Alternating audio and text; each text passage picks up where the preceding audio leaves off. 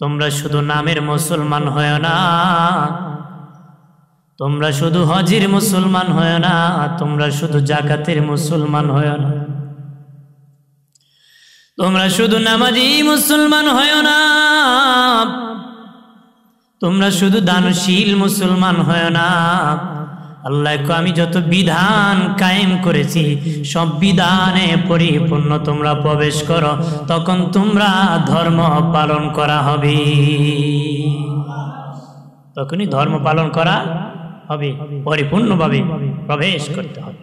আমরা একটা করে আরেকটা নাই, একটা করলে কি বাবা দিরানি আমার খেয়াল করেন ভালো করে, নিজের সুবিধার্থে ধর্ম পালন করে, নিজের যদি ভালো লাগে তখন কই কাজটা বড় ভালো। বক্তা যখন বয়ান করে তখন বয়ান শুনে তার পক্ষে গেলে খুব ভালো ওয়াজ করছে, কিন্তু সুদখোরের বিপক্ষে সুদের ওয়াজ করলে খুব খারাপ লাগে, তার কাছে খুব খারাপ লাগে। মোল্লার ওয়াজ পাইল কি পাইল না, বেনামাজি যদি নামাজের ওয়াজ শুনে তার মেজাজ গরম, কথা কথা। ঘুষ করে যদি ঘুষের ওয়াজ শুনে তার গরম, সে যেটা করে এটা বললে খুব প্রশংসা, কথা কোন ঠিক কিনা জোরে বলে। বাবা দিরানি আমার এই জন্য পরিপূর্ণভাবে প্রবেশ করো বাবা, নিজের জন্য যেটা পছন্দ করো অন্যের জন্য করো, নিজে যেটা পছন্দ করো অন্যের জন্য করো, তোমার জন্য যেটা করো বিবির জন্য সেটা পছন্দ করো, তোমার জন্য যেটা পছন্দ করো তোমার বন্ধুর জন্য সেটা পছন্দ করো, তোমার জন্য যেটা পছন্দ করো তোমার মুসলমান ভাই আর এক ভাইয়ের জন্য সেটা পছন্দ করো। এটি মুমিন, এটি মুত্তাকি, একটু চিল্লায় বলে সুবহানাল্লাহ। তো নিজের জন্য পছন্দ করে গরুর গোশ, আরেক বেটালে পোল্ট্রি মুরগ, কথা কথা। ধনীরে দাওয়াত দিলে বাবা কাজ কামরায় খাওয়ায়, আর বাবা গরুর গোশত খাসির গোশত দিয়া খাওয়ায়, গরিব দাঁত করলে বরফের মধ্যে পোল্ট্রি মুরগ খাওয়ায়। কে কইছিল তোমারে কারে কে খাওয়াইতে? খাওয়াইলে সকলকে একটা পছন্দ করো, দুইটা দিয়ে ই পছন্দ ইসলাম পালন করা হয়। বন্ধুরে আমার খেয়াল করেন ভালো করিয়া, ও প্রাণের বাবাজি দুস্থ বুজুর্গরা খেয়াল করেন, অনেক মা বোনেরও আছে বাবা স্কুলের স্যার দেখলে স্যার স্যার করে ডাক দিয়ে এগিয়ে যায়, মসজিদের হুজুর দেখলে বড় ঘুমটা মারে, মারে না? যদি হুজুর কয় চাচি কি খবর, কয় মোল্লা বেড়ারে তো সাহস, আমারে কয় কি খবর চাচি, হুজুর দেখলে যে এইভাবে ঘুমটা দিছেন এইভাবে তো স্যার দেখলেও দরকার ছিল। এটি ইসলাম, কোন বেগানার সামনে চেহারা দেখাবো না। হুজুর দেখি মুসুর দিলা, স্যার দেখলে কই আগে গেলা, এটা নয়। অবশ্যই মুমিন নারীরা যাকে দেখি তার পর্দায় চলে যাবে, কথা বলেন ঠিক কিনা? এক জায়গায় একটা আরেক জায়গায় একটা না, কোনটা করবা? ইসলাম যেটা বলছে, কথা কোন ঠিক কিনা? ইসলাম যেটা বলছে ওইটা দিবে। আমার বানের বাবাজি খেয়াল করেন ভালো করিয়া, ও বাবাজি আমাদের সমাজে মানুষ ধর্ম পালন করে দাবি করে বাবা, কিন্তু দেখা যায় আমানতদারি নাই, জিম্মাদারি নাই। আমানতদারি বড় অভাব বাবা, অভাব হয়ে গেছে, জিম্মাদারির বড় অভাব হয়ে গেছে। মানুষ নামাজ পড়তেছে ঠিক, রোজা রাখতেছে, হজ করতেছে, যাকাত দিতেছে, কিন্তু তার কাছে কথারও আমানতদারি নাই বাবাজি, মালেরও আমানতদারি নাই, নারীরও আমানতদারি নাই, মসজিদেরও তার কাছে আমানতদারি নাই। আমানতদারির বড় অভাব, আমানতদারি নাই। আগে মানুষ মুরব্বীদের কাছে টাকা আমানত রাখতো, ব্যাংক ব্যালেন্স ছিল না বাবা, কিন্তু 2 টাকা আর এদিক সেদিক হয় নাই, হইছে? এদিক সেদিক হয় না বাবা। এখন সাক্ষী রাখিয়াও নিজের ঘরে টাকা রেখে মানুষ রাখতে পারে না রে। রাখতে কি? কারণ টাটকা মুসলমানের সংখ্যা বাইরে গেছে নাকি? না, নাফাকির সংখ্যা বাড়ছে, নেফাকির সংখ্যা। মুসলমানের মাল মুসলমানের কাছে আমানত, তোমার জমিতে পেঁপে আছে বাবা, এটা মুসলিমের কাছে আমানত। তোমার জমিতে লাউ আছে, মুসলমানের কাছে আমানত। তোমার জমিতে বাবা ফসল আছে, আরেক ভাইয়ের কাছে সেটা আমানত। যদি মুসলিম হয়ে থাকে ধান আছে, এটা তোমার ওর জন্য আমানত। তোমার ঘরে গরু আছে, এটা মুসলিম ভাই হলে মুসলিম ভাইয়ের কাছে আমানত। টাকা আছে, এটা মুসলমান ভাইয়ের কাছে এটা আমানত। আজকে খেয়ানতদার ভরে গেছে বাবা, কেসি গিট লাগায় তালা মারিও ঘরে মানুষ জীবন বাঁচাইতে পারে নারী। চোর বাইরে গেছে, আমানতদারি কি কমে গেছে, আমানতদারি কি কমে গেছে, আমানতদারি কমে গেছে বাবাজি। কেন দাড়ি বেড়ে গেছে রে? মুনাফিকের তিনটা আলামত বাবা, মুনাফিকের তিনটা আলামত, আমানত আলামত, তিনটা আলামত। কথা বললে মিথ্যা বলে, ওয়াদা করলে খেলাপ করে, আমানত রাখলে বাবা খেয়ানত করে। কথা বললে মিথ্যা বলে, আমানত রাখলে খেয়ানত করলে করে, ওয়াদা করলে খেলাপ করে। ইমাম মুসলিম রাহিমাহুল্লাহ আরো দুইটা বাড়ায় বলেন, যদিও নামাজ পড়ে, যদিও রোজা রাখে, তারপরও মুনাফিক। যদিও নামাজ পড়ে, যদিও রোজা রাখে, যদি আমানতের খেয়ানত করে বাবা মুনাফিক, মুনাফিক। চিল্লায় বলি না হুজুবিল্লাহ। আজকে কেসি গিট লাগেও 90% মুসলমানের দেশে মাল আমানত নাই, হবে কিনা মসজিদে জুতা চুরি করে। কথা হয় না, মসজিদে যে জাতি জুতা চুরি করে হে আর কই না চুরি করে। কথা হয় না, বাবার কাছে বাবার ছেলের টাকার নাই আমানত, ছেলের কাছে বাবার নাই আমানতদারি।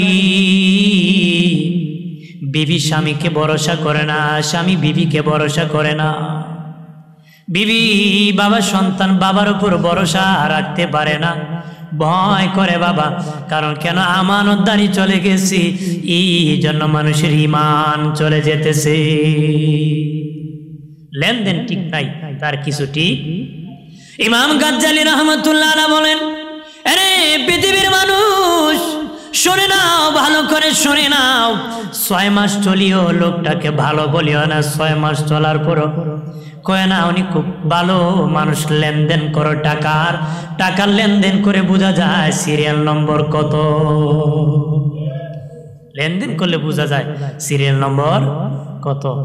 খুব কান্নাকাটি করে টাকার লেনদেন নেয়, পরে বাড়ি চালান দেওয়ার পাওয়া যায় না, পাওয়া যায়নি।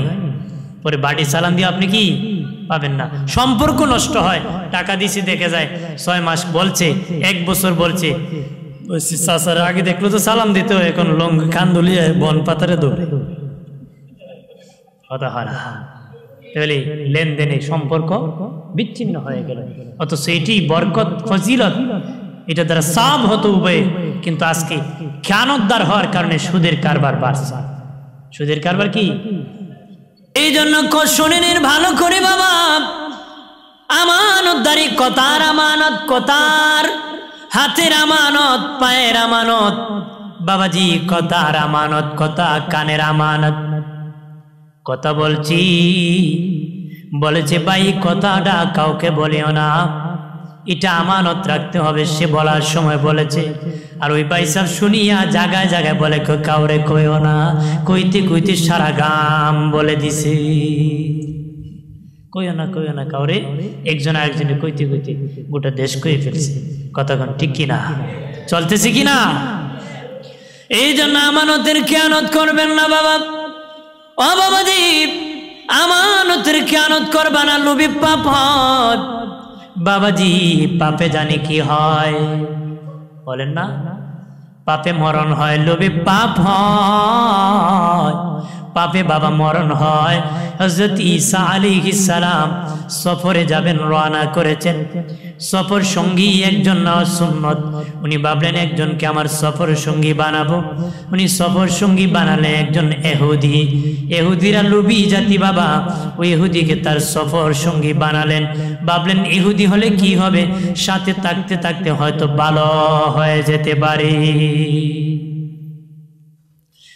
উনি যখন রওনা করেছেন, 3টা রুটি নিয়ে সফরে জিন্দিগিতে রওনা করেছেন। যাওয়ার পরে বাবা বিকাল বেলা খিদা লাগছে, একটা জায়গার মধ্যে বসিয়া হাত মুখ ধুইলেন। বলেন ইহুদি ব্যাগের ভিতর থেকে রুটিটা বাহির করো। ইহুদি 3টা রুটি বাহির করলো, উনি একটা খেলেন, ইহুদিকে আর একটা দিলেন। আর একটা রুটি বলেন ইহুদি ব্যাগের ভিতর তুমি রেখে দাও, আগামীকাল সকালবেলা ঘুম থেকে উঠে 2 জন মিলে আমরা খাবো।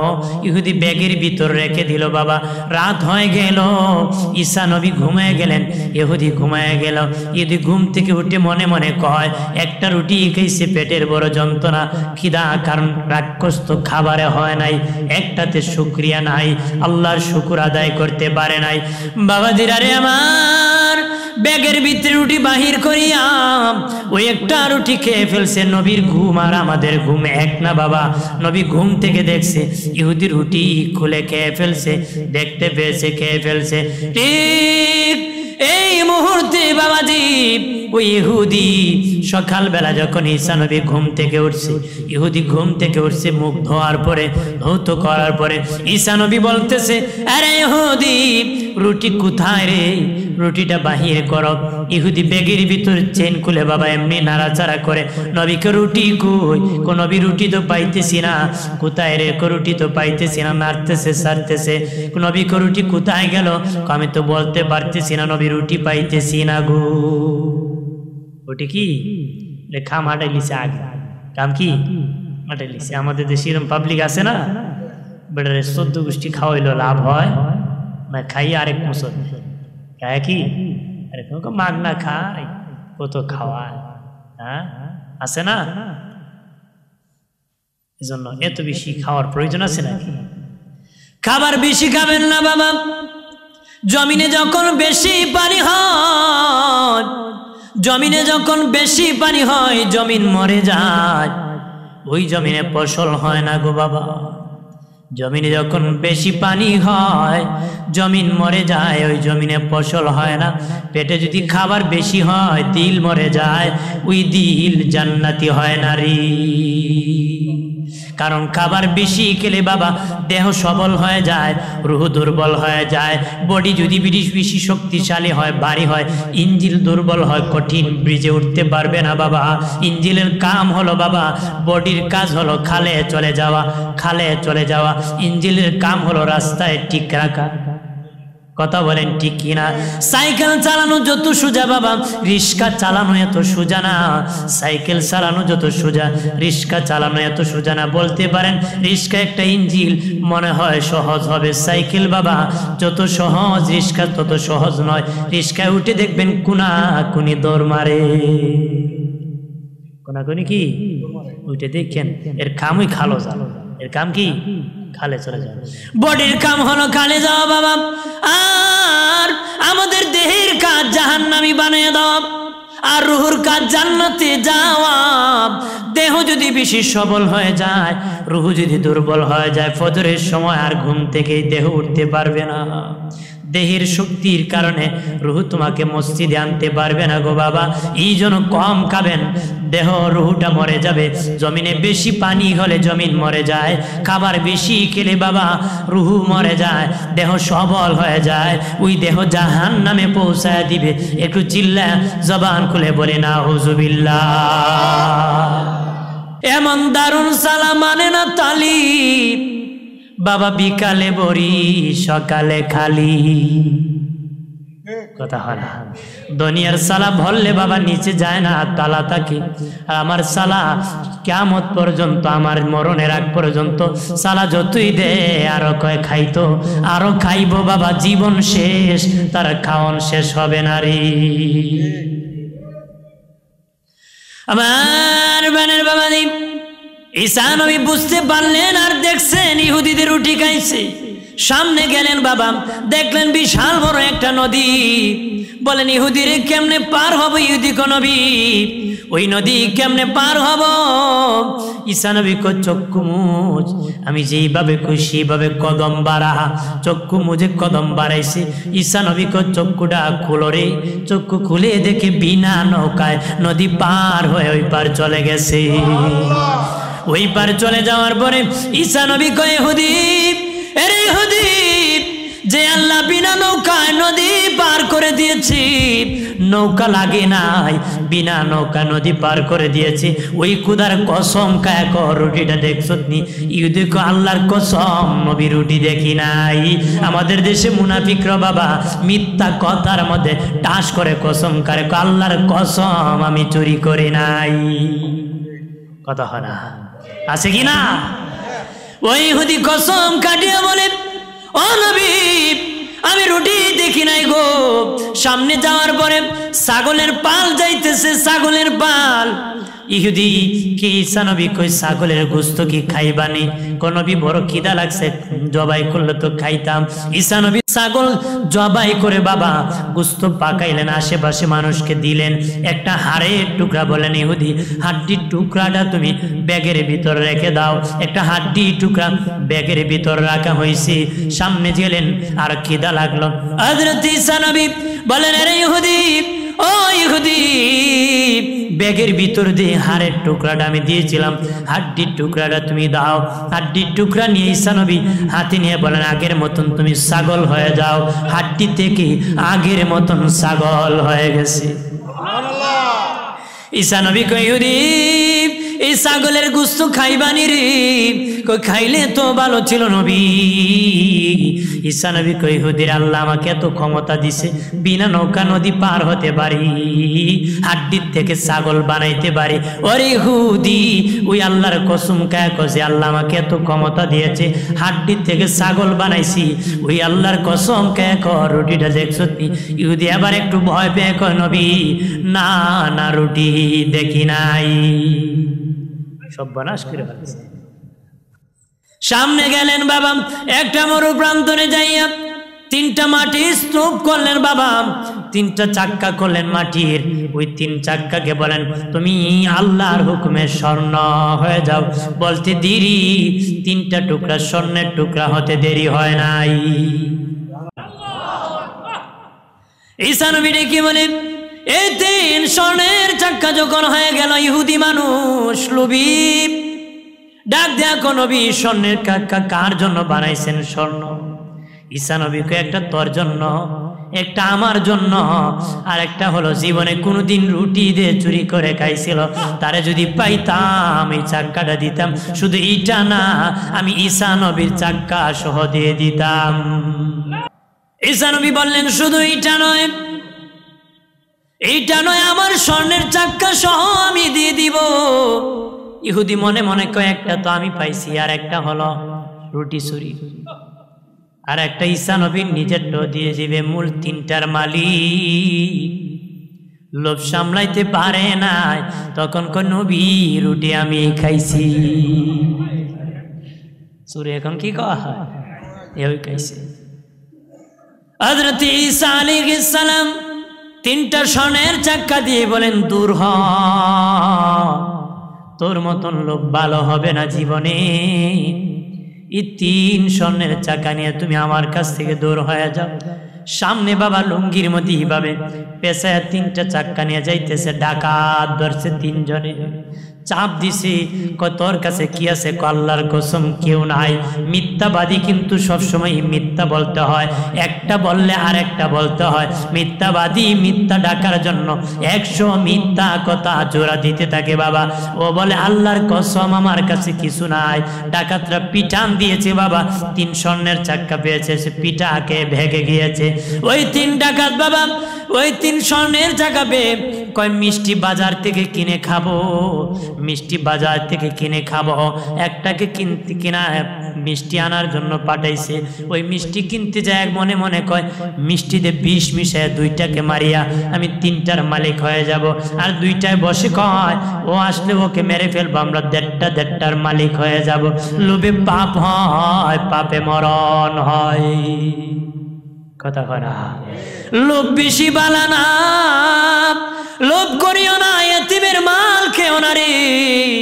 চাচা হইয়া বাতিজার মাল খেয়ে দিও না। অনেক চাচা আছে বাবা, আমানতের খেয়ানত করেছে, ভাই ইন্তেকাল হয়েছে, বাতিজা ছোট্ট বাতিজি ছোট্ট ছোট্ট তার মাল জবর দখল করে ধরে রাখছে, বাতিজাকে বাতিজার মাল বুঝায় দেয় না। এরকম জুর জুলমুৎকুর বাবা সমাজে অভাব নাই। মিথ্যা বলা কবিরা গুনাহ, গীবত করা কবিরা গুনাহ। বাবাজি অন্যকে গালি দেওয়া কবিরা গুনাহ, কারো অন্তরে কষ্ট দেওয়া কবিরা গুনাহ, কারে আঘাত করা কবিরা গুনাহ। ও বাবাজি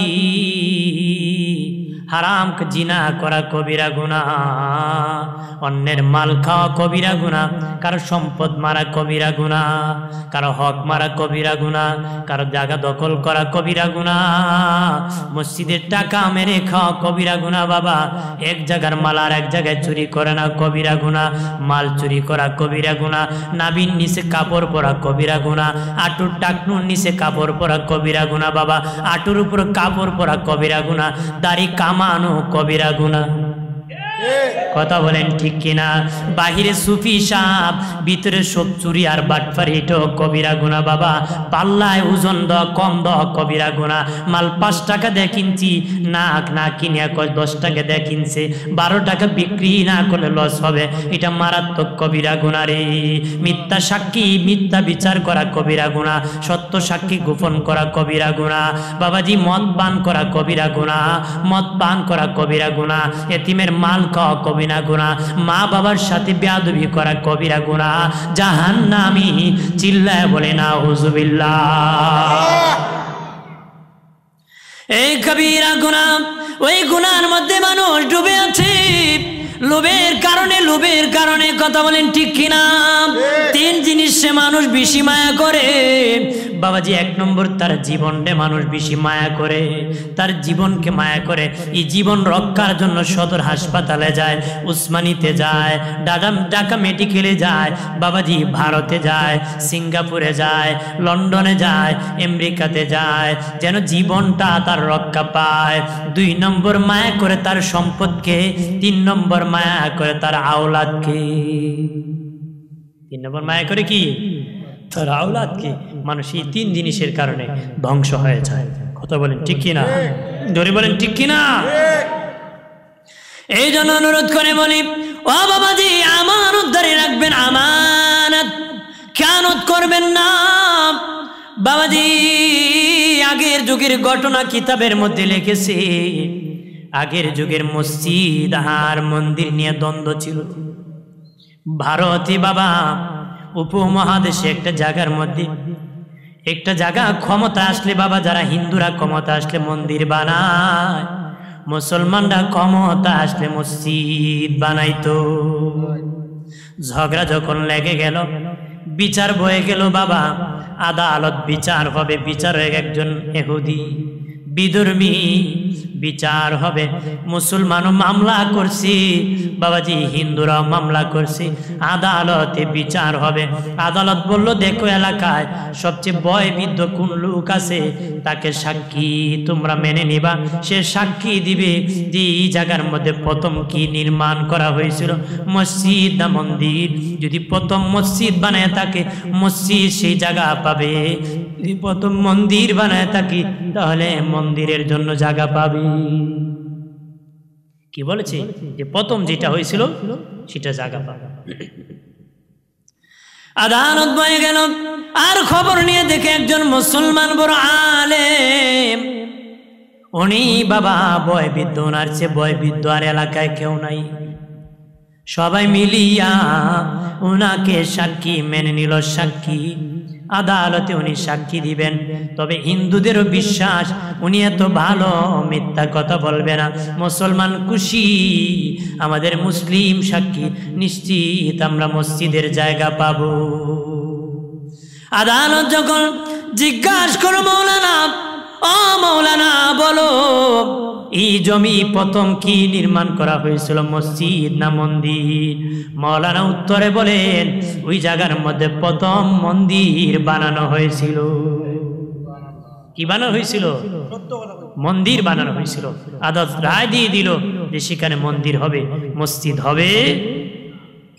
মুসলমানরা ওই আলেমকে গালাগালি শুরু করলো, বকাবকি শুরু করলো। বাবা গালাগালি, উনি লজ্জায় ঘর থেকে বাহির হতে পারে না। মানুষকে তুই বড় বেঈমান, মুসলমানের বিপক্ষে সাক্ষী দিলে উনি কয় না না, আমি সত্য সাক্ষী গেছি, আমানত হেফাজত করেছি, আমি মিথ্যা বলবো না, মিথ্যা বলবো না, আমি সত্য সাক্ষী দিয়েছি। গভীর রজনী যখন হয়ে গেছে, উনি শুনে ওনার বাসার হুজরার পাশে মানুষের ভিড় জমে গেছে, জুতার পায়ের আওয়াজ শোনা যাইতেছে, মানুষ চিৎকার করতেছে, দরজা খুলো গো মাওলানা, দরজা খুলো। উনি কো তোমাদেরকে তো আমি মন্দিরের জমি দিয়ে দিছি, তোমরা কেন আমার দরজা ঘেরাও করছো? হিন্দুরা আসিয়া ওনার বাড়ি ঘেরাও করে ফেলছে। উনি বলে তোমাদেরকে তো আমি জমি সাক্ষী দিয়ে দিছি, কেন রে তোরা আজকে রাতের বেলা আমার বাসা ঘেরাও করেছো? তারা আমরা এসেছি, দরজা খুলো। দরজা খোলার পরে কই যে ধর্মের মধ্যে বাবাজি নিজের স্বার্থে কেউ কোনো কিছু ব্যবহার করে না, আল্লাহর সন্তুষ্টির জন্য করে, সন্তুষ্টির জন্য আমাদের পক্ষে তুমি সাক্ষী দিয়েছো, এটি সত্য ধর্ম। আপনার কাছে এসেছি, কালেমা পরে আমরা সবাই মুসলমান হয়ে যাব, আর যে জমি মন্দির পেয়েছি ওই জমিতে মসজিদ বানাবো, আপনি আমাদের ইমাম, আমরা হব মুসল্লি।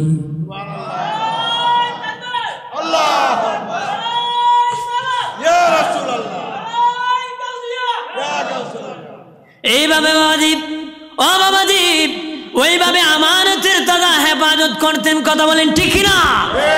এই সত্য বলার কারণে বাবা শত শত মানুষ কালেমা পড়ে মুসলমান হয়ে গেছে। আজকে মিথ্যাবাদী বাবা ধৈর্য নাই, সবর নাই। আল্লাহর নবীর মতন সবর আর ধৈর্যে ভরপুর হয়ে যাও রে।